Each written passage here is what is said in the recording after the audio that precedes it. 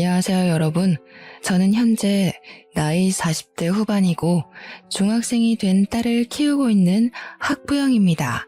저에게 몇 년 전에 일어났던 아주 웃기고 기가 막힌 일을 한번 풀어볼까 싶어서 이렇게 사연을 올리게 되었습니다. 저는 나이가 30이 되었을 무렵 지금의 남편을 소개받아 만나게 되었습니다. 소개팅이라는 자리가 불편하기도 하고 약간 편견이 있었다고나 할까요? 이 나이에 아직도 여자친구가 없어서 주변 사람들의 소개로 사람을 만나야 한다는 게 마음에 걸리는 부분이긴 했습니다. 간곡한 지인의 부탁에 자리를 나가게 되었는데 상대방은 연봉도 꽤 높고 키도 183cm나 되고 얼굴도 훈훈하게 생긴 34살의 남자였습니다. 저는 그 남자를 보자마자 더욱 의심을 하게 되었죠. 모난 구석이 하나도 없는데 왜 여자친구가 아직도 없을까 하고 말입니다. 길 가다가 명함만 뿌려도 여자가 따라붙을 것 같은 사람인데 이런 소개팅 자리를 전전긍긍하고 있다는 게 이상하지 않겠습니까? 그래도 사진으로 받아본 외모가 제 이상형에 가깝기도 하고 무엇보다 키가 큰 사람을 선호하고 있었기에 소개팅을 했습니다.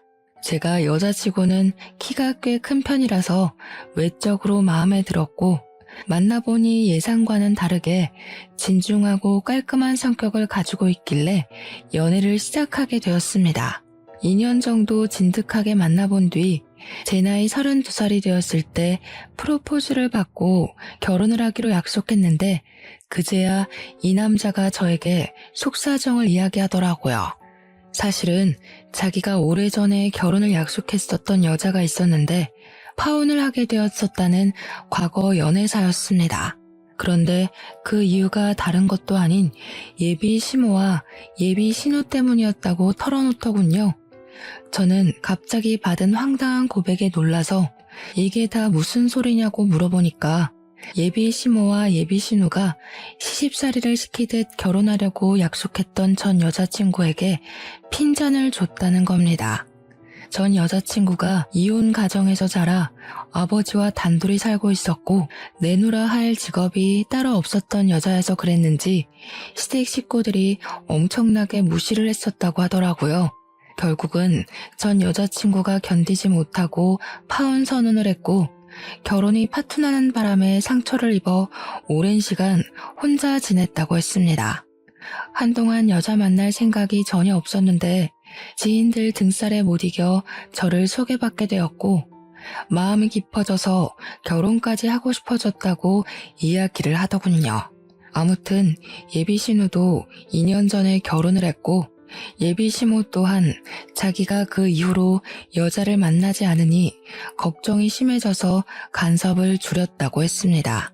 앞으로는 절대 참견하지 않겠다는 조건을 걸고 결혼을 하겠다고 허락을 받아왔으니 저에게 걱정하지 말라고 이야기를 하긴 하더라고요.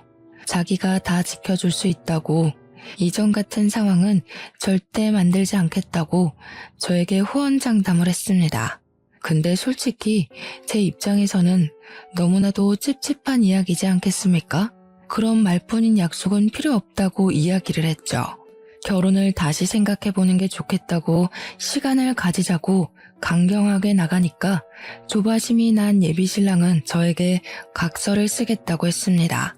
신우가 시집갈 때 본인이 돈 5천만 원을 빌려줬었는데 신우가 시집살이를 시키려고 들면 그 돈을 가지고 협박이라도 해서 괴롭히지 못하게 만들겠다는 것이었습니다.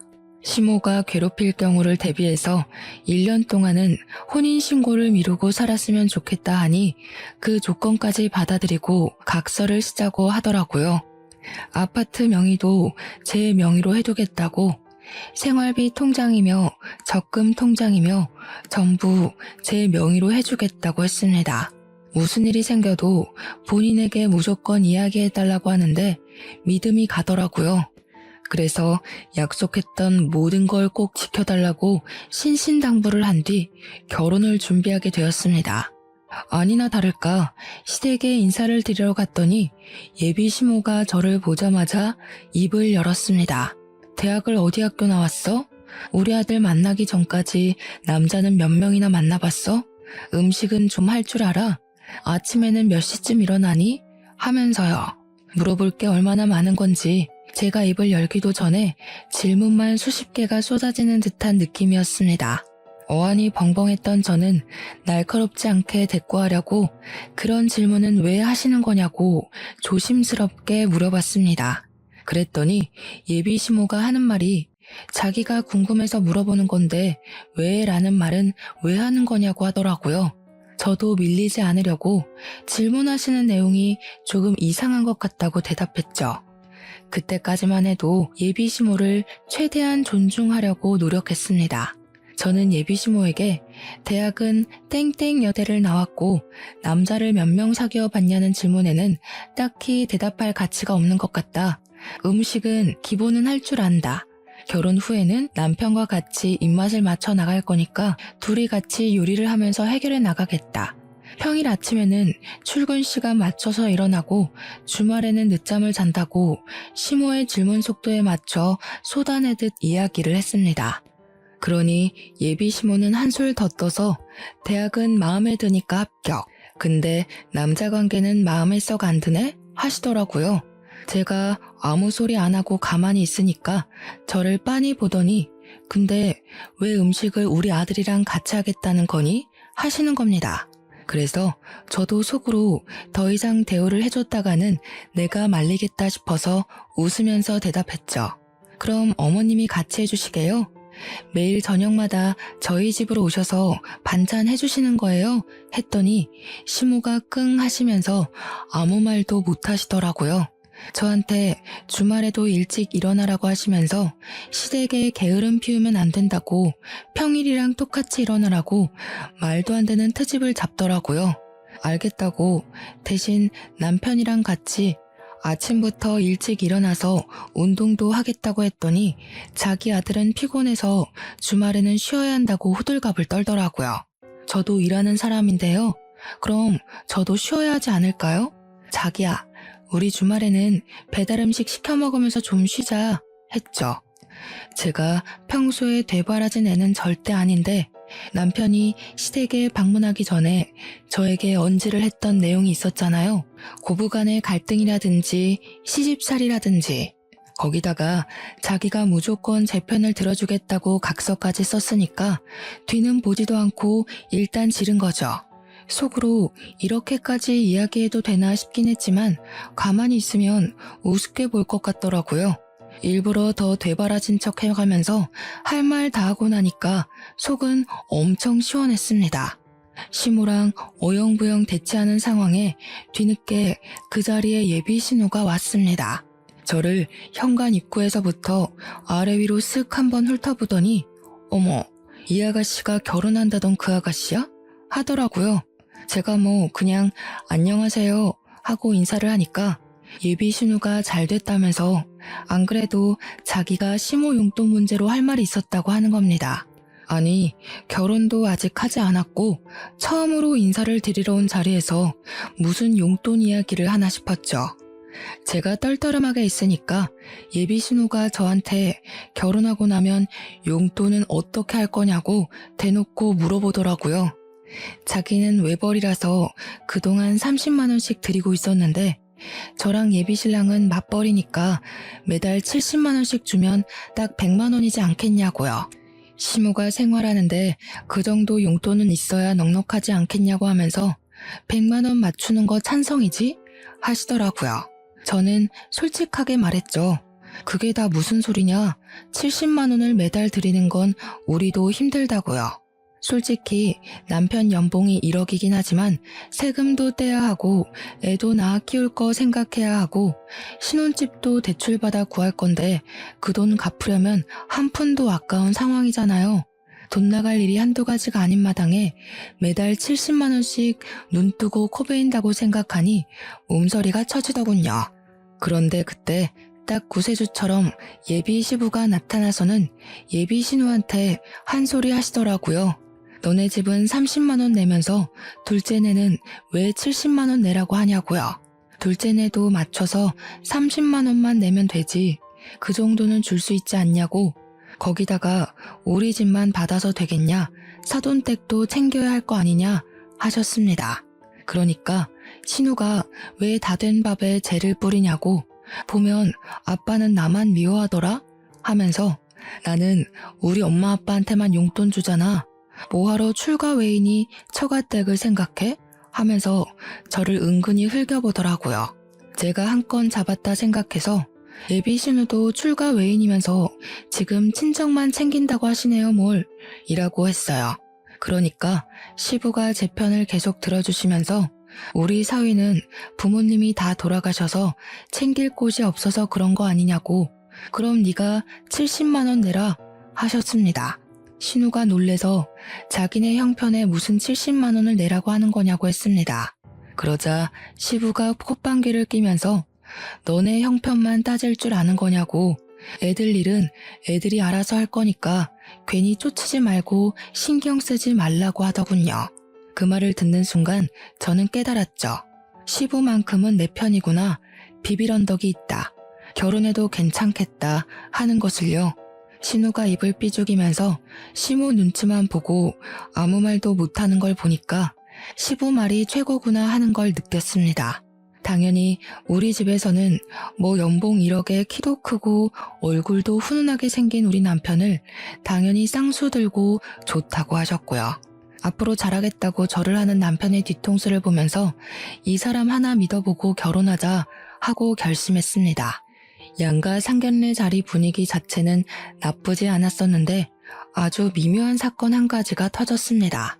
신혼집은 남편과 제가 같이 대출을 받아서 구하기로 했고, 혼수는 양가에서 반반씩 지원을 해주시기로 말을 다 마쳤습니다. 예단이니 예물이니 한창 떠들면서 훈훈한 분위기를 이어가는 와중에 신우가 갑자기 음식을 앞에 두고 우욱하면서 헛구역질을 하는 거예요.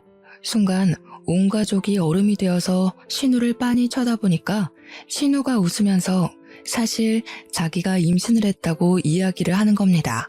저는 기가 막히고 코가 막혔죠. 다른 자리도 아니고 굳이 저와 남편의 상견례 자리에서 임신했다고 말을 하는 게 뭔 행동인가 싶어서요. 제가 저도 모르게 허 하면서 신우를 바라보니까 신우가 자기 임신한 사실을 많은 사람들 앞에서 축하받고 싶었다고 하는 겁니다. 거기서 멈췄으면 사연에 덧붙이지도 않았을 텐데 글쎄 이 정신 나간 신우가 우리 부모님한테 그러는 거예요. 임신한 게 축복이니만큼 사돈 어르신들도 자기한테 선물 하나 해주시라고요. 제가 속으로 이게 무슨 개 같은 경우인가 하고 신우를 보고 있는데 저희 부모님도 무척이나 당황하신 거죠. 말로는 축하드려요 사돈 하는데 시모가 축하하면 성의를 보이시면 어떠냐고, 사돈댁에서 선물 하나 해주세요. 말로만 축하하지 마시고요. 하는 겁니다. 어쩜 그리 모녀가 쌍으로 뻔뻔할 수 있는지 제가 가만히 있어서는 안 되겠다 싶더라고요. 그래서 신우한테 다른 날도 아니고 제 상견례 자리에서 갑자기 이게 무슨 소리냐고 사납게 물어봤죠. 그러니 신우가 눈 동그랗게 뜨고는 뭐가 문제냐는 식으로 올케는 내가 임신 소식 전하는 게 아니고 하는 거예요. 완전히 여우가 따로 없죠. 저한테 다 뒤집어 씌우려고 저런 소리를 하는 거잖아요. 제가 그 자리에서 싫은데요? 하면 속 좁은 사람이 되는 거고, 축하드려요 하면 꼼짝없이 선물을 바쳐야 하잖아요. 근데 남편이 딱 그러더라고요. 선물을 왜 우리 장인 장모한테 해달라고 하냐고요. 매형이 그 정도 능력도 없는 사람이냐면서 제 편을 딱 들어주는데 속이 시원하더라고요. 시부가 남편 편을 들면서 그러더라고요. 가족끼리 선물은 무슨 건강관리나 잘하라고요. 허구한 날 빨빨거리면서 싸돌아다니지 말라고요. 시부가 혀를 끌끌 차면서 너도 이제 자식이 생겨서 느끼겠지만 부모가 돼서 속도 썩고 고생을 해봐야 알지 하셨습니다. 이게 덕담인지 고생하라고 저주를 퍼붓는 건지 살짝 헷갈리긴 했어요. 신우가 씩씩거리면서 말로만 축하하는 게 어디 있냐고 두 손을 내미는데 제가 그랬죠. 엎드려 절받기도 아니고 마음에서 우러러 나오는 선물을 받으셔야 하지 않겠냐고요. 달라고 우겨서 받아내면 그게 강탈이지 선물인가요? 제가 아기 베넷저고리 정도는 해드릴 수 있다고 했습니다. 제가 막 기분을 살살 건드리면서 이야기를 하니까 저희 부모님도 깜짝 놀라시더라고요. 제가 평소에 그런 말을 하는 애가 아닌데 날선 반응을 일으키니까 저희 부모님이 저를 발로 툭툭 치셨지만 저는 오르쇠했습니다. 아무튼 신우가 자기는 연말쯤 출산할 예정이라고 하는데 저희가 말을 나눈 결혼식 날짜가 연말이었거든요. 천천히 결혼 준비해서 그쯤 결혼식을 올리면 괜찮겠다 했더니만 신우 출산이랑 겹쳐질 것 같더라고요. 다시 날짜를 상의하면서 결혼식을 조금 일찍 하는 게 좋겠다 하는데 신우가 그러는 겁니다. 결혼식에 예쁘게 입고 가려면 몸매 관리도 좀 해야 하니까 더 미뤘다가 자기 살 빼면 하라고요. 기가 막히지 않습니까? 이게 말인지 똥인지 어이가 없어서 제 결혼식에 신우 몸매가 뭐가 중요하냐고 그냥 서둘러서 하겠다고 했죠. 원래 일이라는 게 연달아서 터지기 마련이잖아요. 분명 남편이랑 저랑 결혼 전에 피임을 잘하고 있었는데요. 축복이라는 게 갑자기 찾아오게 된 거죠. 제가 임신을 하게 된 것이었습니다. 그래서 예정했던 결혼식 날보다 훨씬 당겨서 결혼식을 올리게 되어 부랴부랴 준비를 하게 되었습니다. 너무나도 급작스럽게 이뤄진 결혼에 양가에서도 개눈 감추듯 결혼식을 올리게 되었다며 조금 서운해하시기도 했죠. 근데 원래는 각서에 결혼하고 나서 1년 동안은 혼인신고를 하지 않기로 했었잖아요. 아이가 생겨서 혼인신고를 하긴 해야 할 것 같은데 당장 하기에는 또 마음에 걸리고 남편과 상의 후에 아이 낳기 전에 혼인신고를 하자고 약속을 하게 되었습니다. 저의 출산일은 다음 해 2월이었어요. 배가 나오기 전에 식을 올려야 한다고 생각을 했기에 천천히 여유를 가지고 준비하려고 했던 결혼식을 2달 만에 준비했고 저는 임신 4개월째에 결혼식을 올리게 되었습니다. 시댁에서는 겹경사라고 손주가 2이나 생긴다면서 엄청나게 좋아하셨고요. 저는 임신을 해서인 건지 결혼하고 나서 엄청난 간섭과 시집살이에 시달릴 거라 생각했던 것과는 반대로 걱정할 일은 전혀 없었습니다. 시모도 그렇고 신우도 그렇고 임신을 해서 그런 건지 트집 잡는 걸 딱 멈추셨거든요. 시댁에는 제사할 것도 딱히 없었고 명절에도 딱 하루만 시간 내서 같이 보내고 집으로 각자 돌아가는 그런 시기였습니다. 그래서 명절에도 뭐 밥을 한다거나 벌초를 간다거나 하는 일이 없었죠. 그렇게 시간이 흐르고 흘러서 12월이 되어 신우는 건강하게 아들을 출산하게 되었고요. 저도 그 다음 해에 2월에 아들을 출산을 했습니다. 건강하고 뽀얀 우리 아들을 보면서 정말 남편과 끌어안고 얼마나 울었는지 모르겠습니다. 시부모님은 2분 다 갑자기 생긴 손주 둘에 푹 빠져서 정신이 빠질 정도로 좋아하셨는데 아무래도 우리 아들이 대를 이어야 할 아들이라고 생각하셨던 것 같아요. 시부가 티가 날 정도로 우리 아들을 더 예뻐해 주시긴 했거든요. 과자를 사 먹으라고 용돈을 마구마구 찔러주셨고요. 신우는 항상 그걸 가지고 불만을 토로했고 차별당하는 기분이 좋지 않다며 저에게 계속 이야기를 해댔습니다. 아무래도 시부성을 따른 손주가 더 귀한가 보다 하면서 차별 노래를 불러대니 저와 남편은 가시방석에 앉은 듯 했죠. 미안한 마음도 들고 하니까 저랑 남편이 일부러 신우네 아들 선물을 더 많이 챙기기도 했고요. 근데도 신우는 고마운 줄 모르고 맨날 우리 아빠가 나는 출가 외인이라 그러냐? 우리 애는 신경도 안 쓰네 하면서 서운해했습니다. 불만만 가득 뿜어대면서도 시댁에 와서 죽치고 있으니까 저도 너무 불편했죠. 하지만 시부가 매번 저에게만 용돈을 따로 찔러주시니까 할 말이 없는 입장인 거예요, 제가. 그렇게 시간이 흐르고 흘러서 3년쯤 흘렀던 어느 날 시부가 갑자기 우리 아들에게 뭐 필요한 거 없냐고 물어보시더라고요. 곰곰이 생각을 해보니 이제 슬슬 책이나 교구 같은 걸 사줘야겠다 하고 마음을 먹었었거든요. 가격이 꽤 나가서 고민 중이었는데 시부가 물어보니까 냉큼 동화 전집이랑 교구 같은 게 있었으면 좋겠다고 이야기를 했죠. 근데 통도 크게 120만원짜리 교구 세트를 주문을 해주신 거예요. 저한테 자기가 후기 100개도 넘게 보면서 고른 거라고 하시는데 너무 마음에 들었죠.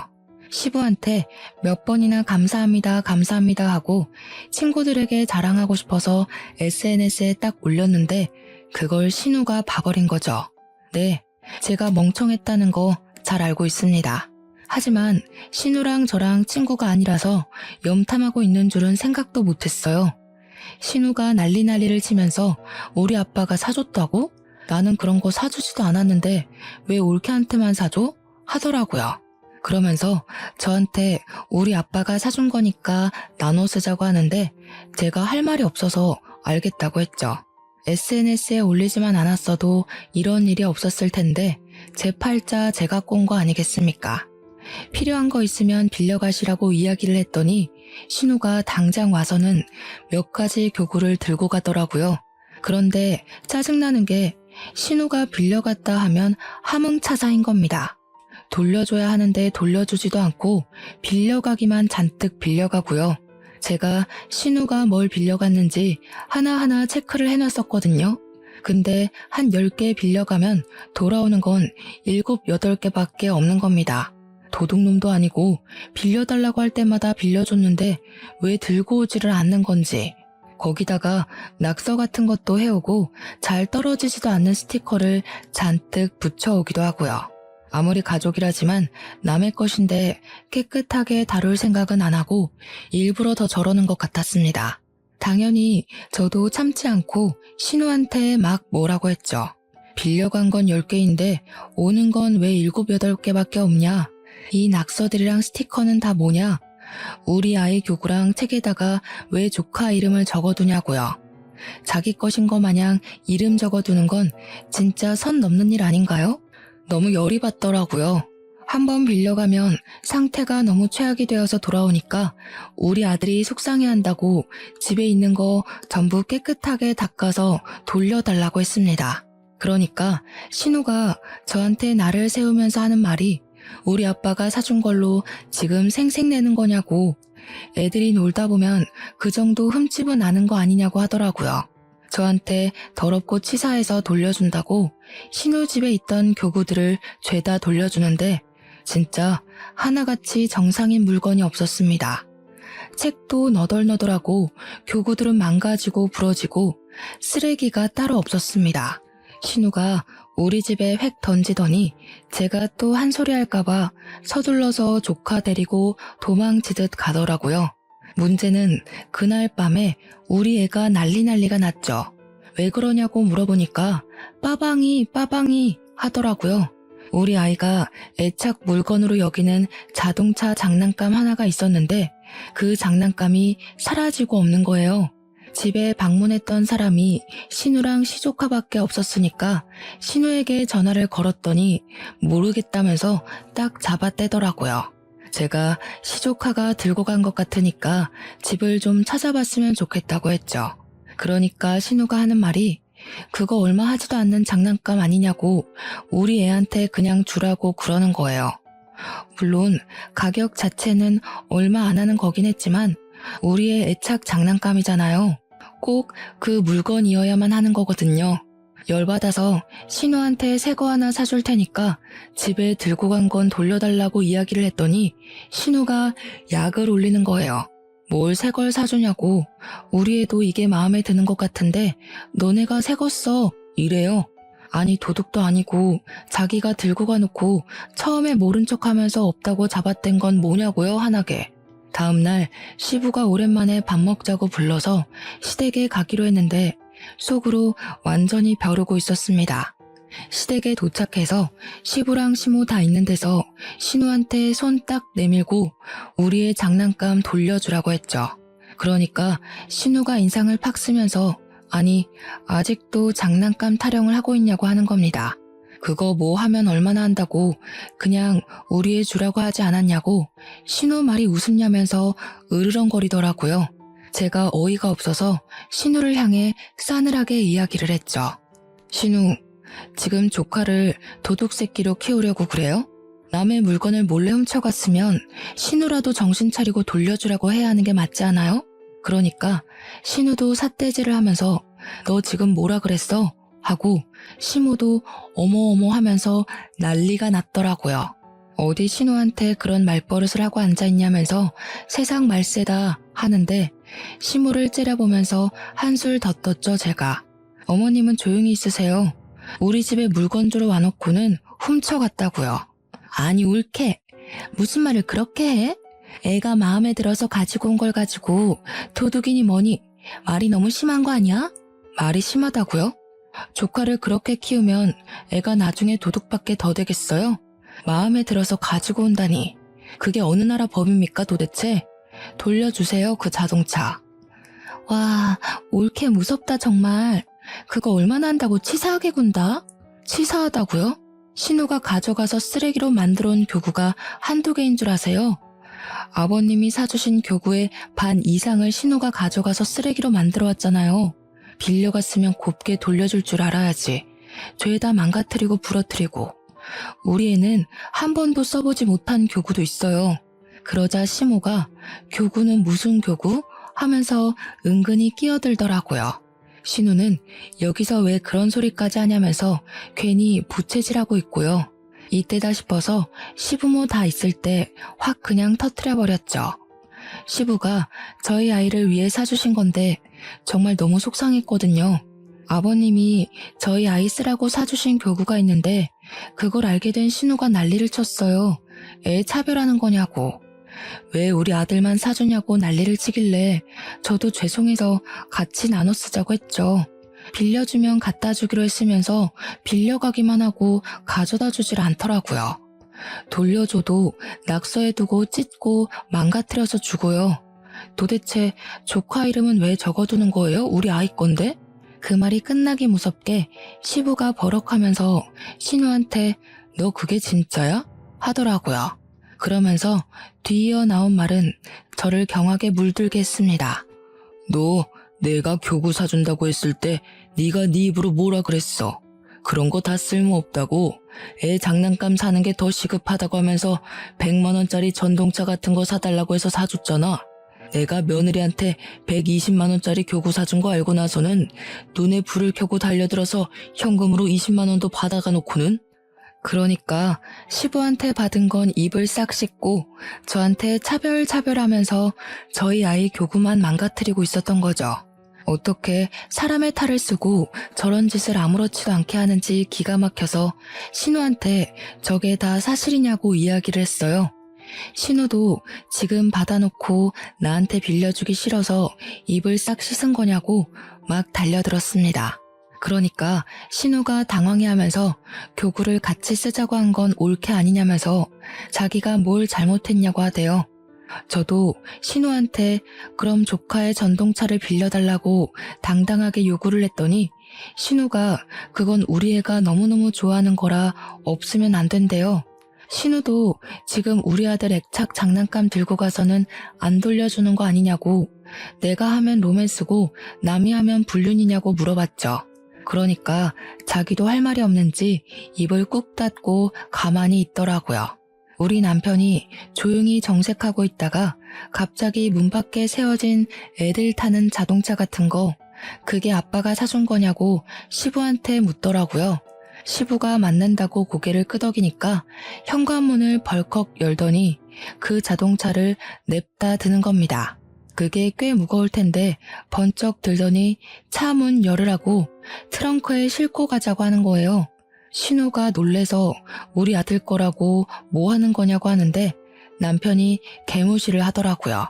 남편이 차에 시동을 걸면서 왜 못 가져가게 하냐고 서로 나누고 치사하게 굴지 말자더니 우리도 빌려 탈게 하고 저보고 빨리 차에 타라고 하더라고요. 남편이랑 집으로 돌아오니까 바로 전동차를 꺼내더니 아들 태우라고 하는데 속이 시원했습니다.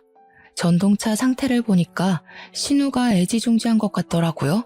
신우는 계속 남편한테 저한테 전화하는데 저희는 무음으로 돌려놓고 무시해버렸습니다.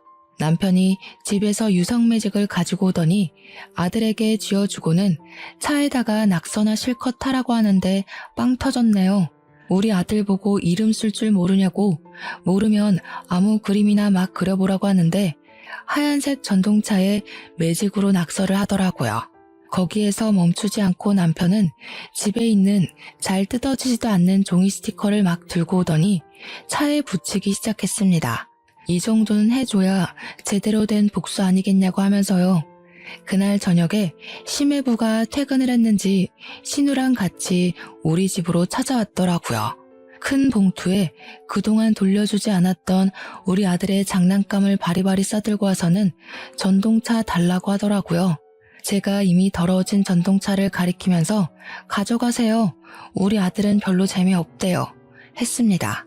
전동차에 낙서랑 스티커가 잔뜩이니까 시조카가 엉엉 울면서 자기 거 아니라고 이런 거 없었다고 하는데 신우가 저를 째려보더라고요. 꼭 이렇게까지 치사하게 굴어야 속이 시원하겠냐고 이야기를 하는데 저도 신우처럼 눈 동그랗게 뜨고 모른 척 했습니다. 제가 뭘 어쨌냐고. 신우도 우리 아들 거 이렇게 다루길래 저도 그래도 되는 줄 알았죠 하면서 눈치 없는 사람처럼요.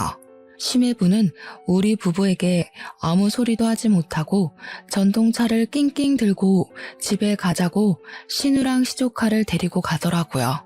그 뒤로 우리 아들 장난감을 빌려달라고 한다거나 훔쳐가는 일은 없어졌습니다. 하지만 그 이후에도 몇 번의 비교질이 있긴 있었습니다. 하지만 저는 모든 사실을 다 알게 되었죠. 사실은 시부가 그동안 저에게만 용돈을 주었던 게 아니라는 사실을요. 시모가 신우에게만 용돈을 주는 것을 시부가 알게 되어서 신우 몰래 저에게만 따로 용돈을 챙겨준 것이었습니다. 처음에 이야기를 들었을 때 얼마나 경악을 했었는지 제가 다 알게 되었다는 것을 신우에게 티를 내자 그 뒤로 저에게 아무 말도 하지 못하더군요. 아이들이 커서 어린이집에 가고 유치원에 갈 때에도 고민 끝에 저희 아들을 영어 유치원에 보내기로 결정을 하고 이야기를 하니 돈으로 유세 떤다고 난리를 치더라고요. 저희 돈으로 저희 아들을 영어 유치원에 보내겠다는데 신우가 왜 거품을 물고 달려드는지, 결국에는 신우도 저희 보란 듯이 시조카를 영어 유치원에 보내기로 했다고 하면서 없는 형편에 사치를 부리더군요. 꾸역꾸역 유치원을 졸업하고 나서 초등학교에 입학을 하고 난 다음 또다시 일이 터졌습니다. 조카와 우리 아이가 초등학교 입학할 때 시부가 정년퇴직을 하시고 노후를 즐기시겠다고 선언을 하셨거든요. 우리 시부의 취미가 난각구기, 꽃 심기 이런 것이었는데 정년퇴직을 하시고는 등산을 다니시기 시작하셨어요. 근데 등산이라는 게 보통 주말에 하는 취미잖아요. 주말마다 시부가 나가니까 시모가 은근히 저랑 신우를 붙잡고 시부가 바람난 것 같다고 하시더라고요. 제가 기가 막혀서 시부가 그럴 사람이냐고, 나이도 벌써 70대 중반인데 바람은 무슨 바람이냐고 했죠.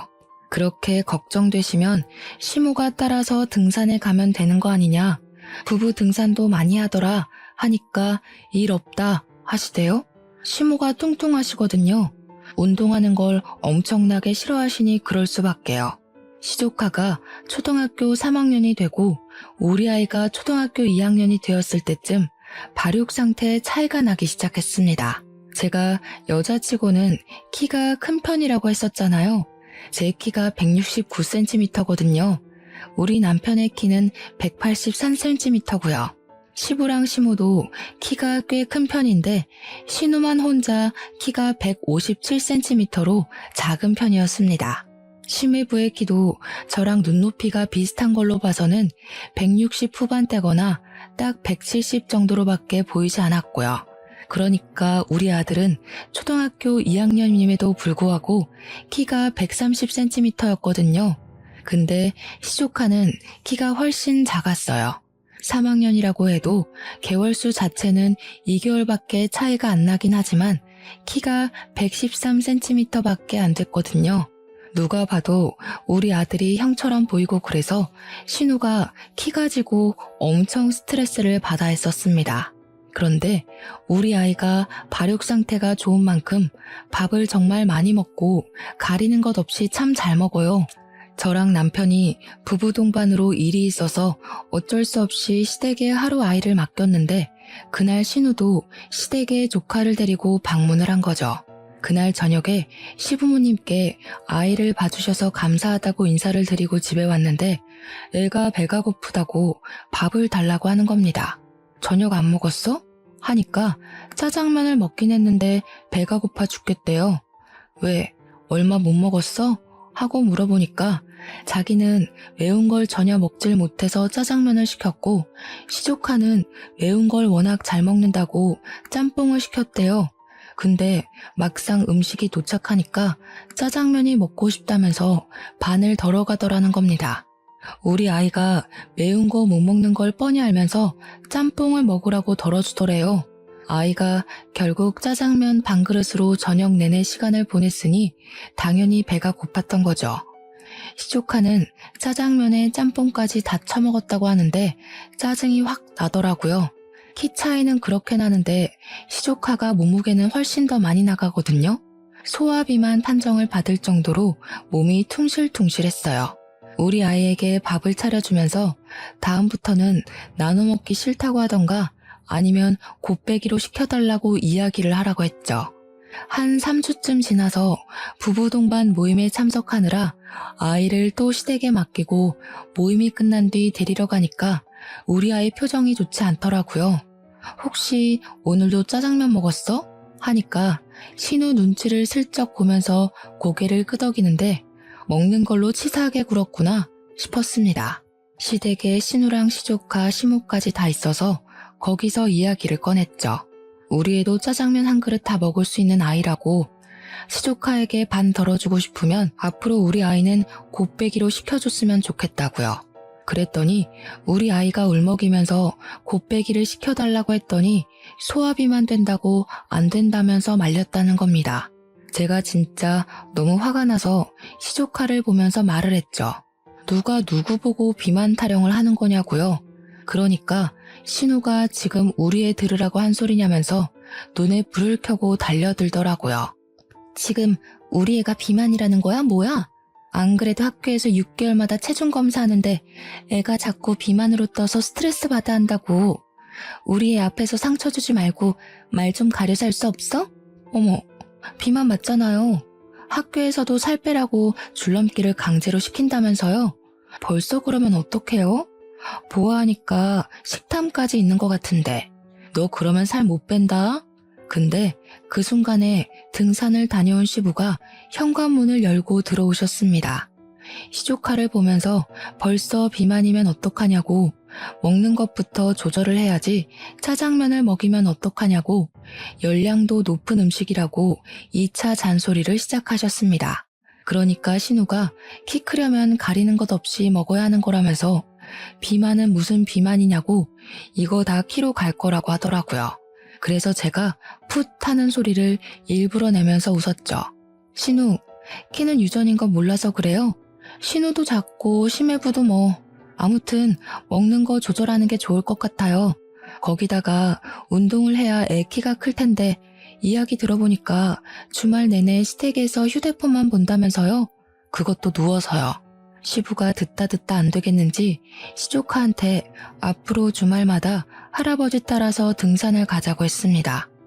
그러자 시조카가 기겁을 하면서 등산 죽어도 싫다고 하는 거예요. 시부가 등산이 얼마나 좋은 운동인지 아냐고 같이 가면 재밌을 거라고 하니까 시조카가 거기서 폭탄을 딱 던진 겁니다. 할아버지 등산 가서 여자 만나는 거라던데 할머니랑 엄마가 할아버지 바람났다고 그랬어. 그 말에 당연히 집안 사람들 표정이 싹 굳고 사색이 되었죠. 저는 그런 이야기를 애 앞에서 했다는 것도 너무나도 놀랍고 신우랑 시모의 머리가 어떻게 된 건 아닐까 하는 생각이 절로 들었습니다. 시부가 너무 놀라서 눈을 껌뻑껌뻑 하더니 얼굴이 새빨갛게 달아올라서 시모랑 신우를 향해 소리를 치셨습니다. 뭐가 어쩌고 어째? 하는데 정말 집안에 접시가 깨져나가겠구나 싶을 정도로 큰 소리였습니다. 시모가 놀래서 아니 그게 아니라 하면서 변명을 할 준비를 하고 신우는 서둘러서 시조카의 입을 틀어막았습니다. 저와 남편 그리고 우리 아들은 놀래서 아무 소리도 못하고 가만히 서 있었죠. 시부가 팔을 부들부들 떨면서 시모에게 삿대질을 했습니다. 이 인간들이 뭐가 어쩌고 어째? 바람? 이 할망구가 노망이 났나? 내가 등산을 같이 가자고 할 때는 죽어도 싫다고 하더니 바람이 뭐? 첫째 너는 생각도 없이 그걸 지 자식 있는 데서 씨부리고 있어? 부끄럽지도 않아? 뭐 잘난 소리라고 지 입으로 떠들어 제껴? 아니 아빠 그냥 농담 삼아서 한 말인데 뭐 이렇게 화를 내고 그래. 아빠가 주말마다 등산에 가니까 그냥 우리끼리 우스갯소리로. 농담할 게 따로 있지. 얘 며느리야. 너도 이 헛소리를 들은 적 있냐? 시선이 전부 저한테 한데 모였는데 이때다 싶은 마음도 슬쩍 들더라고요. 그래서 고개를 끄덕끄덕했죠.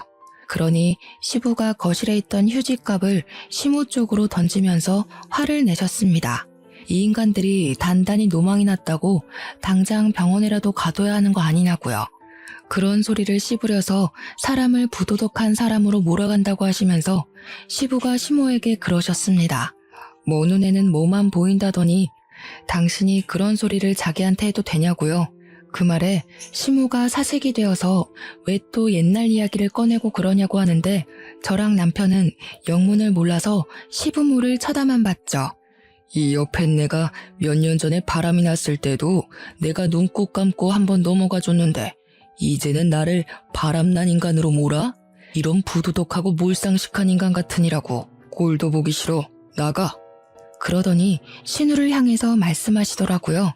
네가 네 엄마 데리고 나가라고요.